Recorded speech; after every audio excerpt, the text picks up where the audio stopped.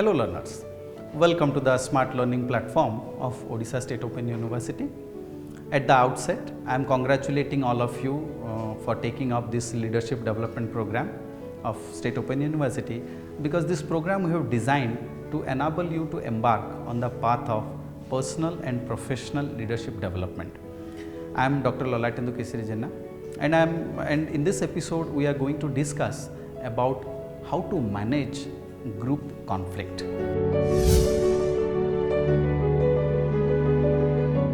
Let's explore what is a conflict. Conflict is the fight that we have within us. The conflict is a fight that we have between the people around us. Okay, there are different causes of conflict. Basically, when you are referring it at work, they are being characterized into a set of categories. One is called as an intrapersonal conflict. Basically, this kind of conflict a person experiences when somebody undergoes an inner turmoil, such as, for example, disagreeing with the value of the company, right? A company used to have its own mission, vision statement, okay? When you get to be as a part of the company, we go through that and we be a part of it. But sometimes when we are working in the company itself, we will be finding out there is a lot of difference of value between an individual and so to the company. When there is a difference of value between us and to the company, for example, or sometimes when we struggle ourselves to become a perfectionist, okay, but we are unable to achieve it within a defined time frame, but we want to be a perfectionist on our job. At that point of time, a person used to undergo a inner turmoil, because there is a kind of disagreement with what they do and what they are achieving. This is about the intrapersonal one. Second one talks about the interpersonal conflict. Interpersonal conflict means the conflict that an individual has.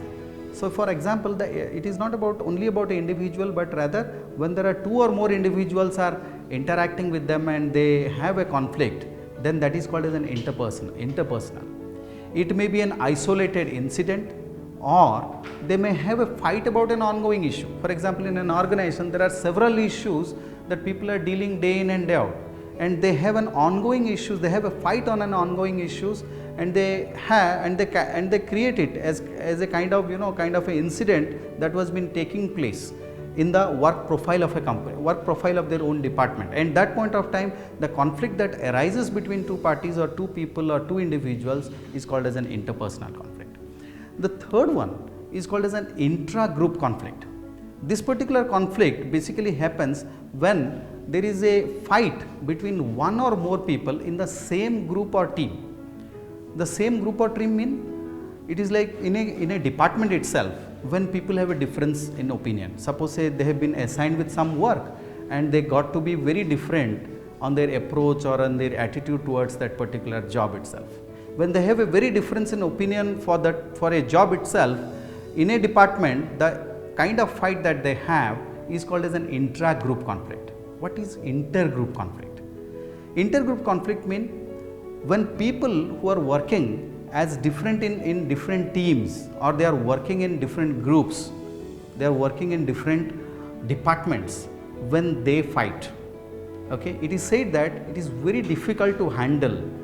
In such kind of conflict, it is very difficult to handle without having an external support, or when you are unable to have a preventive and corrective action for this intergroup conflict, it leads to danger. So these are kind of four different kinds of conflict that you can see in a workplace. Basically, these four different types of conflict requires different intervention methods, and it also requires the skill of a manager who is supposed to be focused on reaching positive results. Because a manager or a leader, what they are supposed to do, they are supposed to encourage the people to more actively respect and work in an organization amidst differences, and they should help their co-workers. This is what the leader is expecting.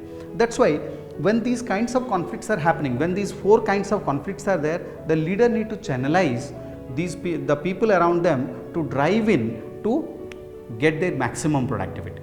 So let's talk about how to resolve intra-group and intergroup conflict. For example, when trying to resolve an intra-group or intergroup conflict, first of all, when there are parties being involved. Intra-group, you have got to know that there are people across different groups. Intergroup, you may be finding out several different teams, they fight. As a leader, we cannot just please everyone. Once a team of people have a certain viewpoint or have a preference for the way they are doing it, it is very difficult to challenge, because they are very stubborn, they are focused, they have got a notion that we want to do it in this way, and they stick to that one. So pleasing everyone that will agree with everything is difficult. So this is why one should aim to resolve the conflict through a compromise that suits the majority. So compromise over here is what is required. What is the way to deal with the group conflict? Let's explore. This is what the modern trends are, and this is what the leader can apply. One is called as mediation. It is ideal if you want to keep the situation informal and for people to be actively involved in reaching a compromise.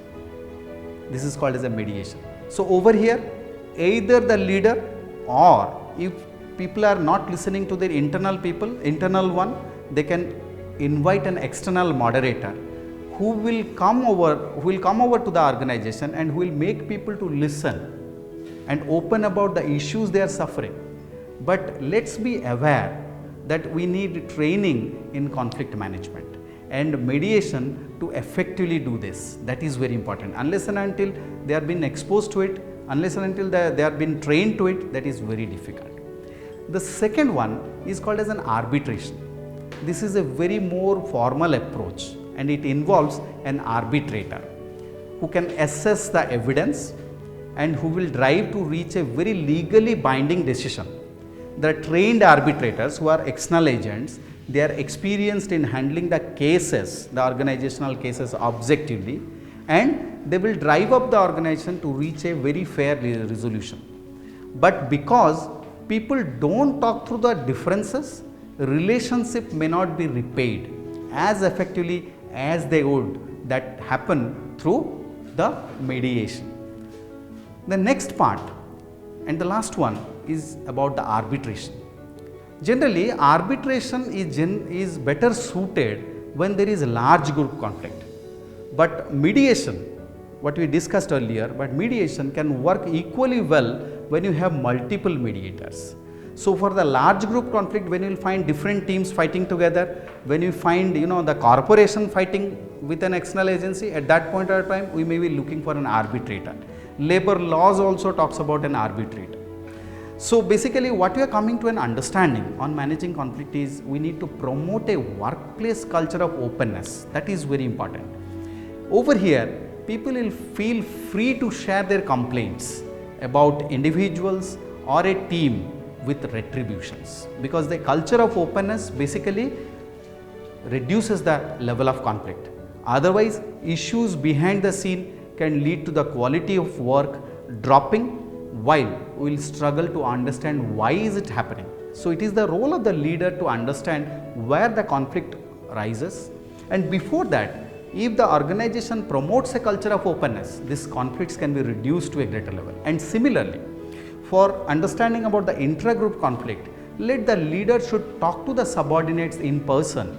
If they have a conflict in them, let them come up and open out. So that's why the self-disclosure that we discussed in some of the earlier episodes, that will help you to understand that kind of openness for an organization.